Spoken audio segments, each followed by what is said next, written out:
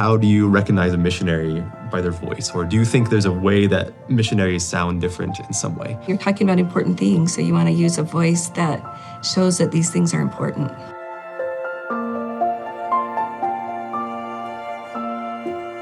I'm Wendy Smemo. I'm a professor in the Department of Linguistics. I'm Joey Stanley. I got my undergraduate here at BYU in linguistics, and now I'm back in the linguistics department. Josh Stevenson was interested in doing a survey that looks at whether people can identify a missionary by their voice alone.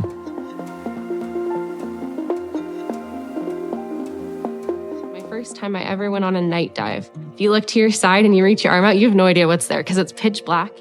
Everybody's like presentation, so you just have to be careful with, be aware and be educated. Because in my mind, the option was, well, if things really get that bad, I have an adopted grandma who passed away recently due to cancer.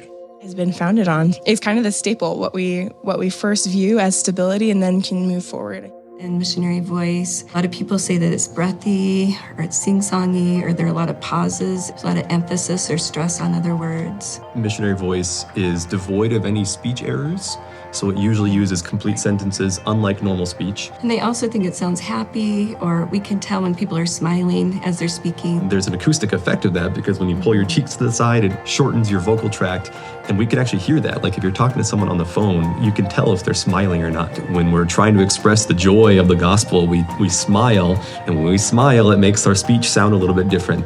One of the comments we got is that missionary voice is just simply how you're expected to talk when you talk about spiritual things. But the problem is not every missionary uses missionary voice, and there are people that are not missionaries that use a voice that sounds like missionary voice. It's just something that sounds like careful speech. Not everybody sounds like a missionary, and that's okay.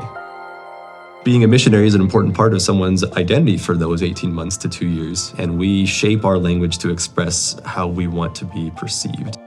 Sociolinguistics is looking at how we express our identity through language. We all speak differently in different situations, but that doesn't mean that it's right or wrong. One of the things that has been shown is that people who speak in accents that are considered stigmatized often are denied opportunities. It's hard to get past those biases. That's the great thing about studying sociolinguistics is that we can see our biases. People are children of God. We're all brothers and sisters, however we speak. Language is something that really should connect us instead of dividing us. We can see people as children of God and we can learn to love them more.